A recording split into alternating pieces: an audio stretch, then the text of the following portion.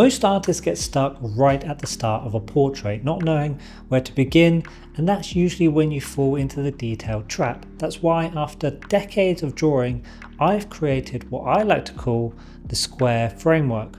It's made for those crucial first steps so you can get those perfect proportions and start every portrait with confidence.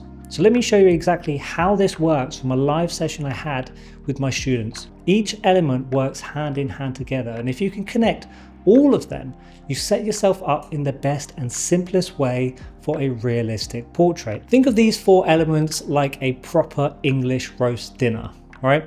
Chicken's great, veggies, awesome, Yorkshire puddings, amazing, and the gravy, always a winner. But when you put all of them together, that's when you have the perfect dinner. That's how these 4 elements work in a portrait. That's why every week I run a live session with my students focused only on the beginning stages. Because when you nail those first steps, everything else becomes so much easier. So the first element is simplifying. You can also grab your own copy of this framework in the description below. Ever start a drawing and instantly feel overwhelmed by all of the details? If you try to do everything at once, it's so easy to get lost. But here's the trick. We want to break everything down into basic, simple shapes, because when we reduce the amount of information we are looking at, we make the whole process much easier. Instead of getting lost in the sea of tiny details, you are focusing on the bigger picture first. It's like planning a holiday. You don't stress over where you're going to eat before you've even picked your holiday destination. You decide where you're going first, and then you start looking at restaurants.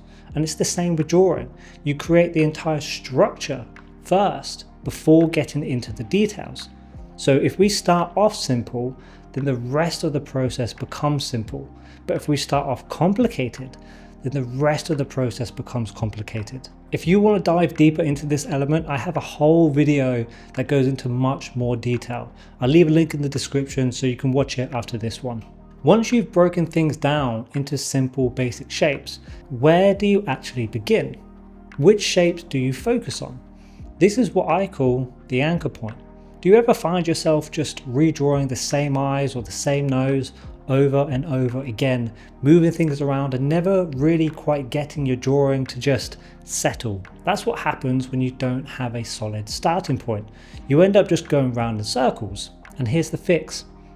You need an anchor point. This is your North Star, the one shape you pick at the beginning to then build everything else around. But here's the catch. If your anchor point isn't accurate, then the rest of the drawing won't be accurate. It's like laying the first brick on a wall. If that first brick is off, everything you then build on top of that is also going to be off. Now your anchor point doesn't have to be drawn perfectly straight away, but it does need to be accurate, which is why we want it to be a very simple shape.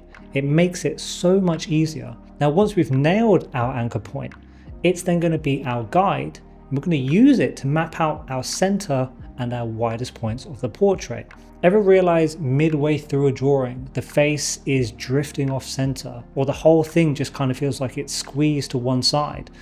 That's what happens when you don't have a clear frame to build on. It's like trying to put together a puzzle without having the edges first. There's lots of ways on how to start a portrait, but the simplest way is to map out your widest and your center points first. You want to work broad and loose and then refine. And you might be thinking, well, why? Likeness comes from the whole form of the portrait, not just a single perfect eye.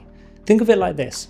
Say you focus on perfecting one eye before moving on. It might look amazing up close, but when you step back and you realize it doesn't actually line up with the rest of the portrait, you then have to try and correct it and move it so it makes sense. But if you draw the main shapes and the frame first, it's so much easier to then move things around, see what needs adjusting and get the whole structure right before building on top of it. And here's where it all comes together.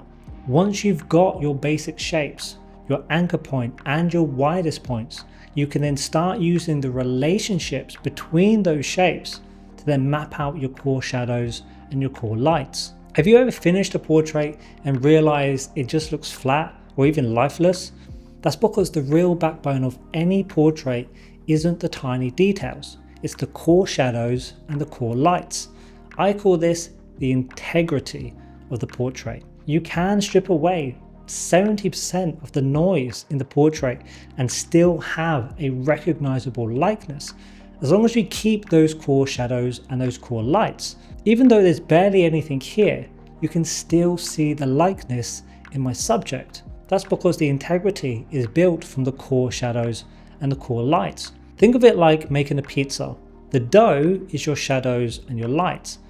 Without the dough, you don't have a pizza. You just have a pile of toppings. But even with just the dough alone, you can already see the shape of the pizza taking form. It's exactly the same with portraits. Even with just the core shadows and the core lights, you can already see the subject. Everything else you add, the textures, the lines, the details, it's just decoration. Now, if you can link all of these elements together, you'll have a solid foundation to build on, and your portraits will finally have real depth and likeness. So now you know the square framework. Let me show you how to put all of this into practice so you can master those beginning stages. Because if you get those first steps right, the rest of the portrait will just fall into place. You can also grab a copy of this framework in the description as well. So here's the portrait that we're going to be working on. Let me break this down using the framework that we just learned. First, to find our core shadows and our core lights, I strip everything back, removing all of the unnecessary information and noise from the portrait. Now it's so much easier to look at, and more importantly, to draw. Okay, so you see these areas? These are my basic shapes, which are going to be my core shadows and my core lights. And this shape right here, this is going to be my anchor point. And then we have our widest points. And if we pull our center line all the way down, as you can see, there isn't really much there, which isn't an issue because we still have this line here. This is what I'm going to use to gauge my center point. And I'm going to use it as a bridge to find my widest points. I can also branch off of this line to find the other angles of the portrait, and also use it as a stepping stone to find and lock in my anchor point. Once my anchor point is secure, I check that everything else lines up. If something's off, I can make those quick corrections now before moving on. With the anchor point set, I can now easily find the shapes underneath, like the nose and the mouth. Because I stripped away basically 80% of the portrait, I'm only dealing with the basics, which makes blocking in these shapes so much simpler. And notice that I'm not adding any detail. There's no eyes, there's no nostrils, just big, simple shapes of the shadows and the lights. Then I add the basic shadow shapes around her hair, and then all of a sudden, the whole thing just falls into place. And finally, I just add a little outline around everything so she stands out. And then that's the beginning stages done. And if my memory is correct, I think this took me like 40 minutes. It didn't take long. If you try this approach, you'll see how much easier it is to get your portraits off, not just to a strong start, but to a perfect start without getting lost in the details as well. This is exactly where I need this to be. At this stage, I have what matters most, the integrity of the person. Anything I add now is just a bonus. The likeness is already there. This now sets me up for a much easier process and a better result. And it's not because I'm trying to make it look as realistic as possible. It's because I'm making sure my foundation, my beginning stages are secure. By focusing on these elements first, I'm making my foundation solid.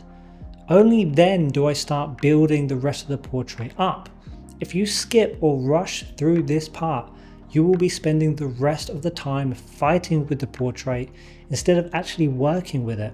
So if you nail your beginning stages, you nail the portrait. But here's the thing, even with a solid foundation, your work will still get lost in the sea of everyone else's work if you don't have a distinctive style that makes your work stand out. So if you want to develop your own unique style, then watch this video right here.